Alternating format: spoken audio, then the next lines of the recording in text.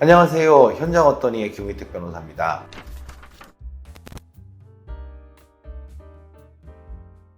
오늘 다룰 주제는 8월 16일에 서울 구로구에 있는 고등학교 증축공사 현장에서 발생한 사망사고입니다. 이 사고로 2명의 근로자분들이 사망하셨는데요. 근로자분들은 고소작업차 붕대 끝에 있는 작업대에서 건물 외벽에 판넬을 붙이는 작업을 하다가 추락해서 사망하셨습니다. 지난번 영상에 이어서 2번째 추락사고인데요.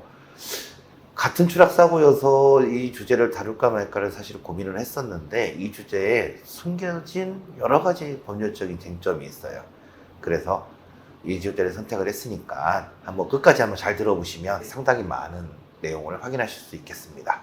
자, 먼저 그러면은 고소작업차가 뭔가 한번 봐보겠습니다. 차량에 붕대가 설치되어 있고 붕대 끝에 작업대가 설치가 되어 있습니다. 건물 외벽에서 작업을 하는 것이 높은 층인 경우에 위험하기 때문에 차량을 불러서 고소작업차의 작업대 위에 근로자분이 올라가시고 차량의 조종사분이 붕대를 위로 이동시켜서 외벽에서 근로자들이 작업을 할 수 있도록 지원하는 차량이라고 보시면 되겠습니다.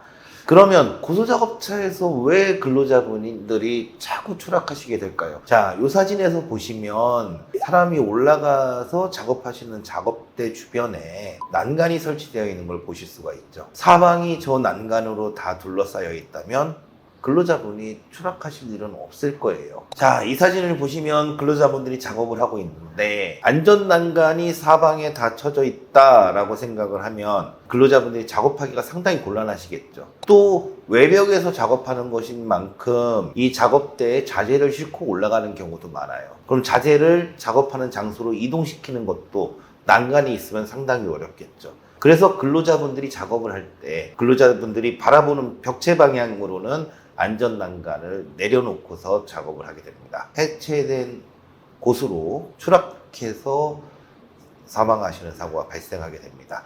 자, 이런 사고를 막기 위해서 우리 법에서 어떤 규정을 두고 있는지 한번 보시면 사업주는 작업 발판의 끝에서 근로자가 추락할 위험이 있는 경우에는 안전난간을 설치해라 라고 규정이 되어 있죠. 아까 보신 작업대에서도 한쪽에 안전난간이 설치되어 있는 게 원칙적인 모습이에요. 근데 작업의 필요성에 따라서 안전난간을 해체를 했죠. 그럼 우리 그 다음 조항을 보시면 돼요. 안전난간을 설치하는 것이 매우 곤란하거나 작업의 필요상 임시로 난간을 해체해야 되는 경우, 이 상황이 딱 임시로 난간을 해체해야 되는 경우에 해당되겠죠. 이런 경우에 법에서는 뭐를 하라고 합니까? 추락방지망을 설치하라고 되어 있어요.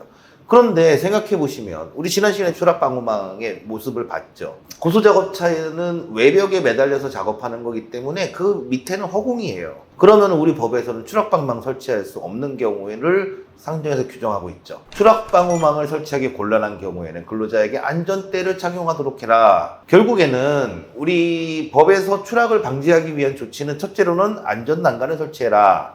둘째로는 추락방지망을 설치해라. 그것도 못하겠으면 안전대를 지급하고 안전대 부착 설비에 안전대를 체결하고 작업하도록 해라. 이렇게 돼 있는 거죠. 그런데 안전벨트를 체결하지 않은 게 오로지 근로자분의 책임일까요? 그렇지 않습니다. 우리 법에서는 안전난간에 안전벨트를 체결하라고 규정하고 있기도 하지만 사업주에게 근로자가 제대로 착용하고 작업을 하는지 관리 감독하는 의무를 두고 있고 38조에 보면 작업 계획을 제대로 수립해서 위험을 미리 예방하는 방법으로 작업을 하도록 규정하고 있고 39조에서 보면은 작업 지휘자를 통해서 작업이 이루어지도록 규정하고 있습니다. 지금까지는 추락 사고를 예방하는 방법에 대해서 초점을 맞춰서 설명을 드렸는데 지금 설명드리는 건 잘 들어보시면 이 사고에는 법리적으로 상당히 복잡한 게 많아요. 언론 기사에 따르면 제자분 중에 한 분은 고소작업차의 운전기사셨습니다. 운전자분은 조이스틱 같은 기구를 통해서 붕대를 조작하거든요. 여기서 첫 번째 발생하는 쟁점은 조작을 하신 고소작업차 운전사분께서 근로기준법상의 근로자에 해당하느냐가 첫 번째 문제입니다.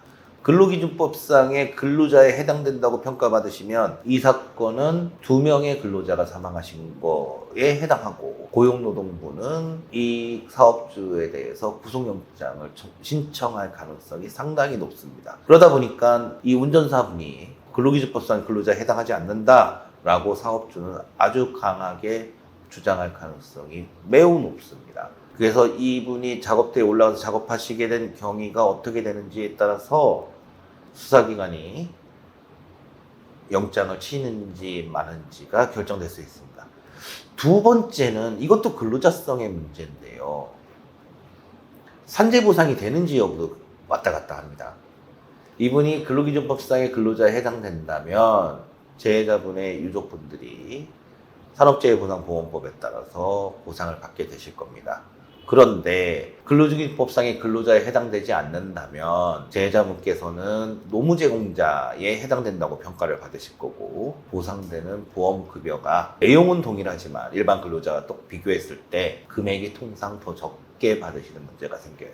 유족의 입장에서도 어떤 연유에서 재해자분께서 작업대에 올라가서 작업을 하시게 됐는지 그리고 그거에 따라서 재해자분께서 근로기준법상의 근로자에 해당하게 되는지 여부에 대해서 좀 더 관심을 가지실 필요가 있겠습니다. 이 사고는요, 사고 발생한 것 자체가 회사가 조금만 더 신경 써서 안전벨트만 잘 체결했어도 사망한다라는 결과까지 발생하지 않았을 수 있는 매우 안타까운 사고고, 더 안타까운 것은 이러한 사고가 1년에 수십 건이 반복돼서 발생한다는 겁니다. 작업을 관리하시는 사업주분들께서 조금 더 신경 쓰셔서 근로자분들만 너무 믿지 마시고 조금 더 근로자분들을 더 잘 관리 감독해서 이런 사고가 다시는 발생하지 않는 그런 상황이 되었으면 좋겠습니다. 지금까지 현장 어떠니의 김희택 변호사였습니다.